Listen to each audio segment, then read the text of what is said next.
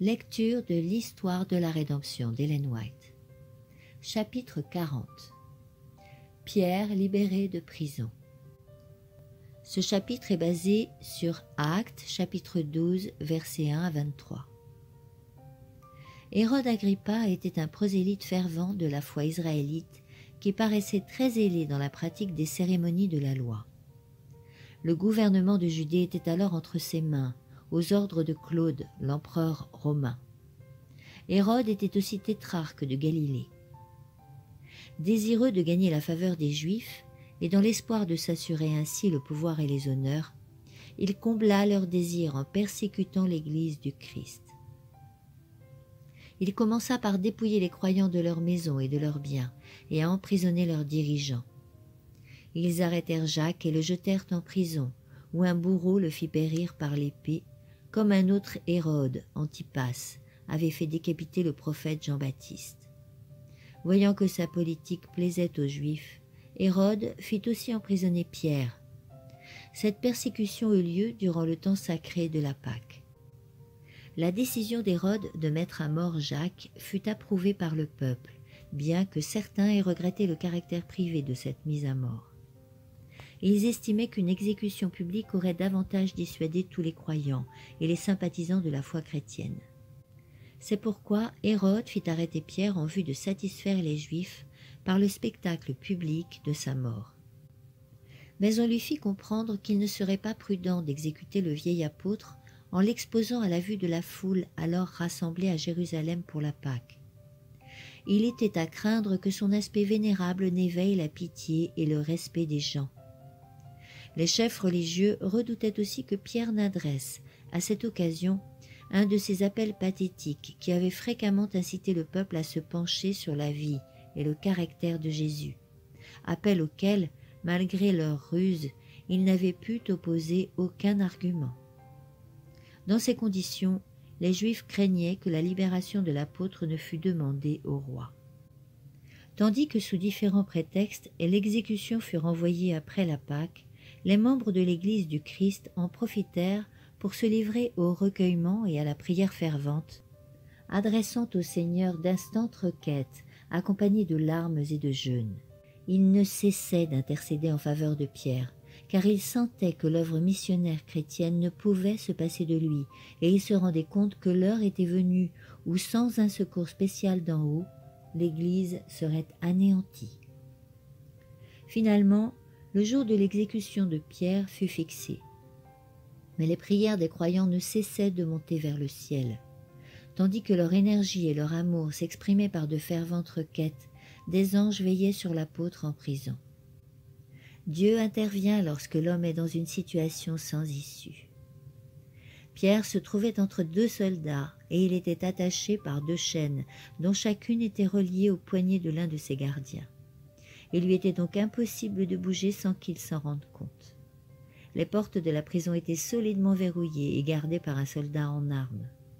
Humainement parlant, toute tentative d'évasion ou de délivrance était futile. Pierre n'était pas angoissé de se trouver dans cette situation. Depuis qu'il avait été réhabilité, après avoir renié son maître, il avait affronté le danger avec un courage inflexible et avait prêché hardiment le Sauveur crucifié, ressuscité et monté au ciel. Il croyait que le moment était venu pour lui de sacrifier sa vie pour la cause du Christ. La nuit précédant l'exécution prévue, Pierre, chargé de chaînes, dormait comme d'habitude entre les deux soldats. Se souvenant que Pierre et Jean avaient été libérés de prison où ils avaient été mis à cause de leur foi, Hérode avait pris des mesures exceptionnelles de prudence. Afin de s'assurer d'une plus grande vigilance de leur part, les soldats étaient tenus pour personnellement responsables de la bonne garde du prisonnier. Celui-ci était enchaîné, comme nous l'avons dit, dans une cellule taillée dans le roc, dont les portes étaient garnies de barres et de solides verrous. 16 hommes avaient été affectés à la garde de cette cellule, et ils se relayaient à intervalles réguliers. La garde du prisonnier était assurée chaque fois par 4 soldats. Mais les verrous, les barres et les gardiens, qui rendaient impossible toute intervention humaine en faveur du prisonnier, devait rendre encore plus éclatante la victoire du Seigneur lorsque Pierre serait libéré de sa prison. Hérode s'était dressé contre le Tout-Puissant, et il allait être profondément humilié, car sa tentative d'ôter la vie au serviteur de Dieu était vouée à un échec. Libéré par un ange.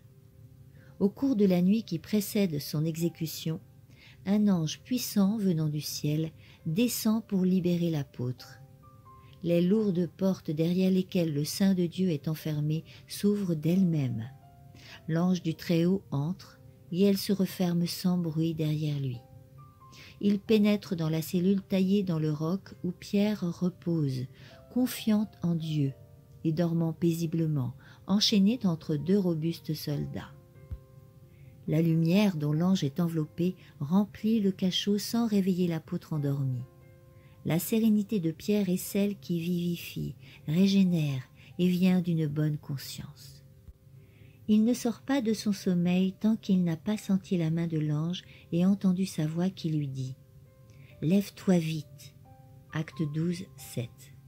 L'apôtre regarde alors son cachot qui n'avait jamais encore bénéficié d'un rayon de soleil, illuminé par la lumière du ciel, et il voit debout devant lui un ange revêtu d'une grande gloire. Il obéit machinalement aux paroles du messager céleste, puis, en levant les mains, il s'aperçoit que les chaînes se sont détachées de ses poignets. À nouveau, la voix de l'ange se fait entendre. « Mets ta ceinture et attache tes sandales. » Acte 12, 8. Une fois de plus, Pierre obéit sans réfléchir, les regards figés d'étonnement devant son visiteur céleste, croyant rêver ou pensant être l'objet d'une vision. Tandis que l'ange lui dit « Mets ton manteau et suis-moi ». Les soldats en armes restent impassibles comme des statues de marbre. Sur ce, le personnage céleste se dirige vers la porte, et Pierre, habituellement si loquace, le suit muet de stupeur. Tous deux franchissent l'endroit où sont postés les soldats, toujours impassibles, et atteignent la lourde porte solidement verrouillée qui s'ouvre d'elle-même et se referme aussitôt. Pendant ce temps, les sentinelles placées devant et derrière la porte demeurent immobiles à leur poste. Ils atteignent alors la deuxième porte, gardée elle aussi intérieurement et extérieurement. Elle s'ouvre comme la première, sans qu'on entende ni grincement de gonds, ni bruit de verrou. Ils la franchissent et elle se referme à nouveau, en silence. Ensuite, ils passent de même par la troisième porte et se retrouvent dans la rue. Nulle voix, nul bruit de pas ne se font entendre. L'ange, environné d'une lumière éblouissante, glisse doucement devant Pierre, frappé de stupeur, qui suit son libérateur, se croyant toujours le jouet d'un songe. Il parcourt ainsi une rue après l'autre, puis, sa mission étant terminée, l'ange disparaît soudain. Lorsque la lumière céleste eut disparu, l'apôtre eut l'impression d'être plongé dans de profondes ténèbres, mais peu à peu, les ténèbres se dissipèrent, à mesure que ses yeux s'y habituèrent, et il se retrouva seul dans la rue où il sentit la fraîcheur de la nuit. Alors, il se rendit compte qu'il n'avait eu ni songe ni vision, mais qu'il était libre et se trouvait dans un quartier de la ville qu'il connaissait bien. Il reconnut les endroits qu'il avait souvent fréquentés et qu'il s'était attendu à voir le lendemain pour la dernière fois, lorsqu'on devait le conduire sur le lieu de son exécution. Il essaya de récapituler les heures qu'il venait de vivre. Il se souvint de s'être endormi attaché entre deux soldats et qu'on lui avait ôté ses sandales et son manteau. Or, il portait maintenant tous ses vêtements et sa ceinture.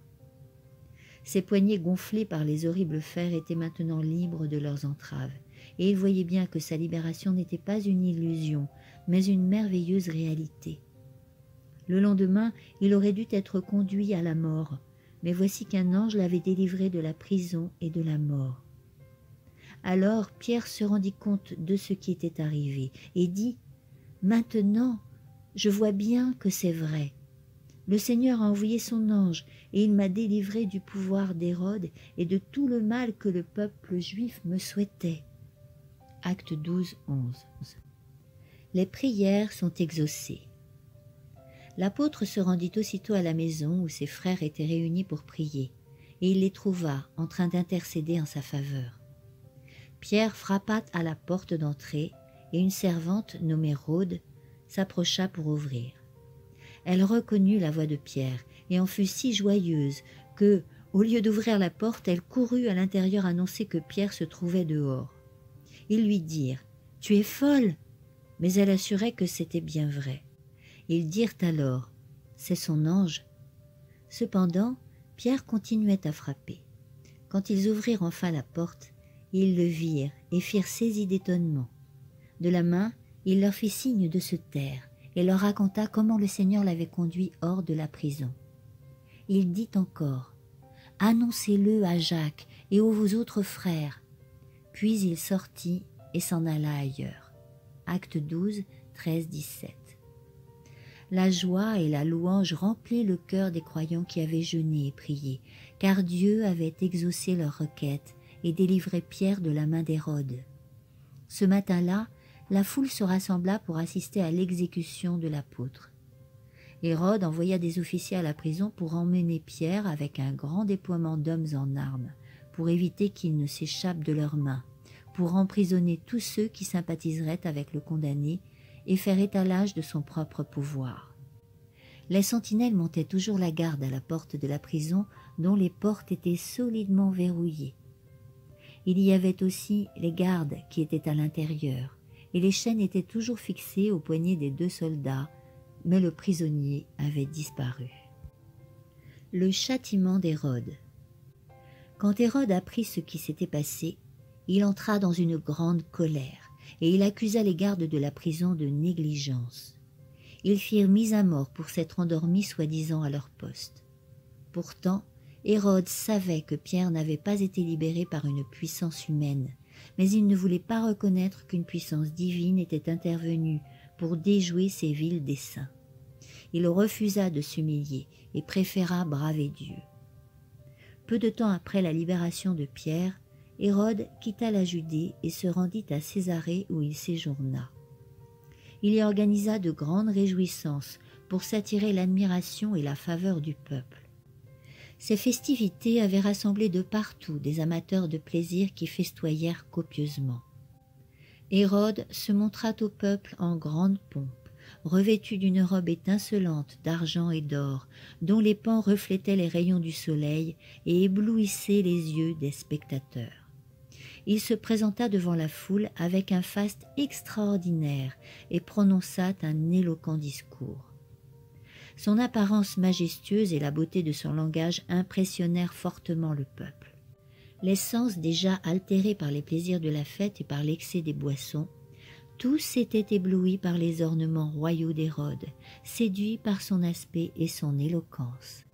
Délirant d'enthousiasme, ils le couvrirent de paroles d'adulation et le proclamèrent Dieu, affirmant qu'aucun mortel ne pouvait refléter une telle majesté, ni parler avec une telle éloquence.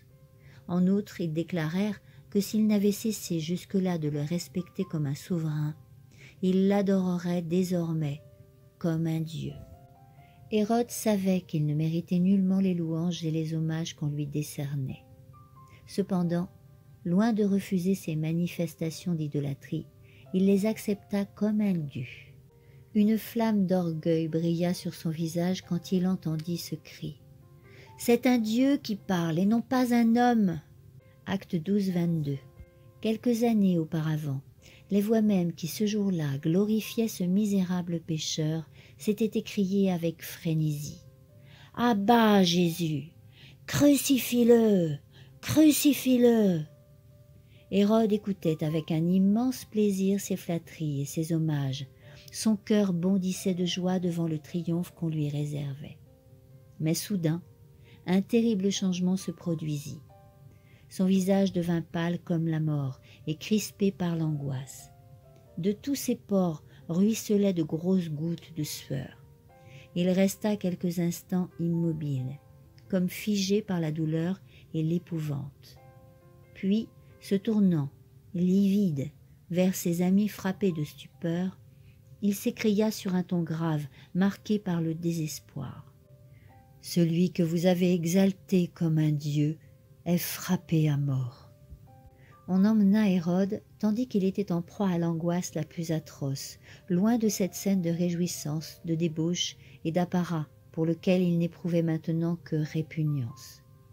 Après avoir été l'objet de la louange et de l'adoration de cette grande foule, il se rendait compte qu'il était à la merci d'un souverain plus puissant que lui. Saisi de remords, il se souvint de l'ordre cruel qu'il avait donné pour que Jacques, bien qu'innocent, soit mis à mort, des persécutions impitoyables qu'il avait infligées aux disciples du Christ, de l'intention qu'il avait eue de faire mourir l'apôtre Pierre que Dieu avait délivré de sa main. Il se rappela aussi de quelle manière il avait assouvi sa rage en faisant exécuter sans pitié les soldats chargés de garder le prisonnier. Hérode comprit que Dieu, qui avait sauvé Pierre de la mort, lui demandait maintenant des comptes, à lui, le persécuteur inflexible. Il ne trouva aucun soulagement à ses souffrances physiques, aucun à son angoisse morale, et il n'en espéra point. Il connaissait le commandement de Dieu qui dit « Tu n'adoreras pas d'autre Dieu que moi ». Et il savait qu'en acceptant l'adoration du peuple, il avait mis le comble à son iniquité et attiré sur lui la juste colère du Tout-Puissant. L'ange même, qui des parvis célestes était venu au secours de Pierre pour l'arracher au pouvoir de son persécuteur, fut l'instrument de la colère de Dieu et de son jugement prononcé sur Hérode. Cet ange qui avait secoué Pierre pour l'éveiller de son sommeil agit d'une toute autre manière à l'égard du roi pervers, qu'il frappa d'une maladie mortelle. Le Seigneur brisa l'orgueil d'Hérode, et son corps, qu'il avait revêtu de vêtements somptueux pour se faire admirer du peuple, fut dévoré par les vers et voué à la pourriture pendant qu'il était encore vivant. Le souverain expira après une terrible agonie physique et morale sous le jugement réprobateur de Dieu. Cette manifestation de la justice divine fit une profonde impression sur le peuple. Tandis que l'apôtre de Christ avait été miraculeusement délivré de la prison et de la mort, son persécuteur avait été frappé par la malédiction du Très-Haut. Ces événements furent connus dans tous les pays et servirent de moyen par lequel beaucoup crurent en Jésus. Suite de la lecture au chapitre 41 dans le prochain audio.